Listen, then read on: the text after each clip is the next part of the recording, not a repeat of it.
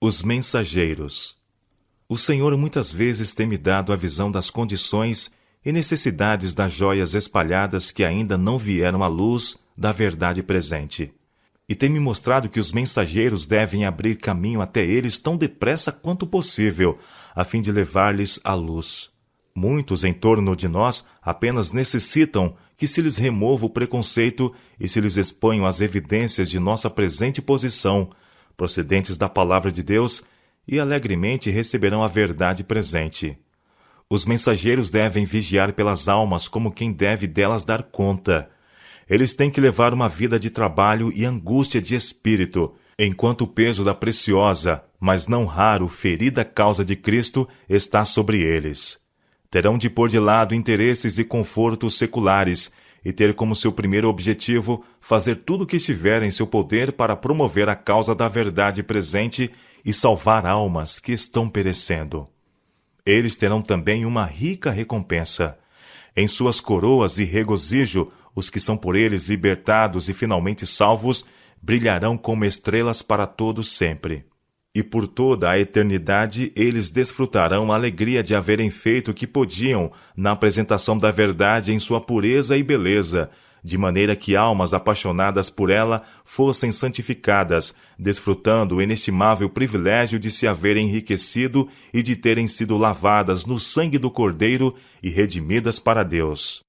Vi que os pastores devem consultar aqueles em quem têm motivos para confiar, os que têm estado em todas as mensagens e são firmes em toda a verdade presente, antes de advogarem novos pontos de importância que pensam a Bíblia sustenta. Então os pastores estarão perfeitamente unidos, e a união dos pastores será sentida pela Igreja. Vi que uma conduta assim evitaria infelizes divisões e não haveria o perigo de ficar dividido o precioso rebanho, nem as ovelhas espalhadas sem pastor. Vi também que Deus tinha mensageiros que gostaria de usar em sua causa, mas não estavam prontos. Eram demasiado levianos e frívolos para exercerem boa influência sobre o rebanho e não sentiam o peso da causa e o valor das almas como devem sentir os mensageiros a fim de praticarem o bem. Disse o anjo: Purificai-vos os que levais os utensílios do Senhor. Eles não realizarão senão pequeno bem, a menos que se deem inteiramente a Deus e sintam a importância e a solenidade da última mensagem de misericórdia que agora está sendo dada ao rebanho disperso. Alguns não chamados por Deus estão muito desejosos de ir com a mensagem, mas se sentirem o peso da causa e as responsabilidades de tal posição, desejariam retrair-se e diriam com o apóstolo: Quem, porém, é suficiente para essas coisas?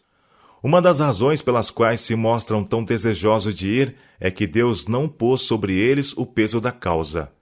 Nem todos os que proclamaram a primeira e a segunda mensagens angélicas terão de proclamar a terceira, mesmo depois de a haverem inteiramente abraçado, pois alguns têm estado em tantos erros e enganos que mal podem salvar suas próprias almas, e se tomam a si guiar os outros, serão meio de desviá-los. Mas eu vi que alguns, que antes penetraram fundo no fanatismo, seriam os primeiros agora a correr sem que Deus os mandasse, antes de se haverem purificado de seus passados erros. Tendo o erro misturado com a verdade, com isso alimentariam o rebanho de Deus, e se lhes fosse permitido prosseguir, o rebanho ficaria debilitado e confuso, e morte se seguiriam. Vi que esses teriam de ser peneirados e peneirados, até ficarem livres de todos os seus erros, ou jamais estariam no reino.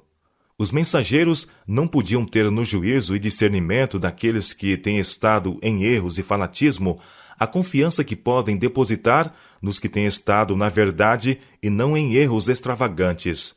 Muitos igualmente são demasiado afoitos em impelir para os campos alguns que apenas acabam de professar a verdade presente, e que teriam muito que aprender e muito que fazer antes que possam eles próprios estar em ordem à vista de Deus. Muito menos, portanto, apontar o caminho a outros. Vi a necessidade dos mensageiros, especialmente vigiar e conter todo o fanatismo onde quer que o vejam surgir. Satanás está fazendo pressão por todos os lados, e a menos que tenhamos os olhos abertos para os seus enganos e laços, lançando nós mão de toda a armadura de Deus, os dardos inflamados do maligno nos atingirão. Há muitas verdades preciosas contidas na palavra de Deus, mas é a verdade presente que o rebanho necessita agora.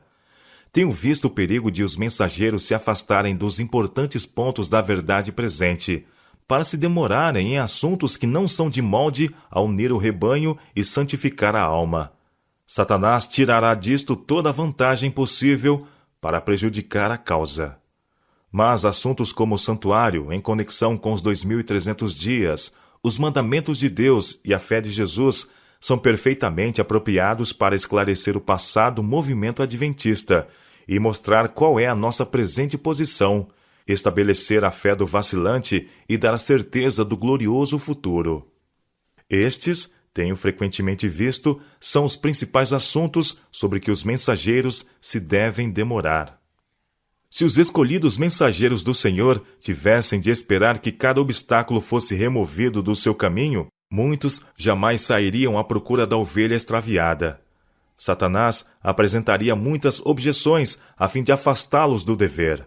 Mas eles terão de ir pela fé, confiando naquele que o chamou para a sua obra, e ele abrirá o caminho diante deles até onde for para o bem deles e glória sua. Jesus, o grande mestre e modelo, não tinha onde reclinar a cabeça.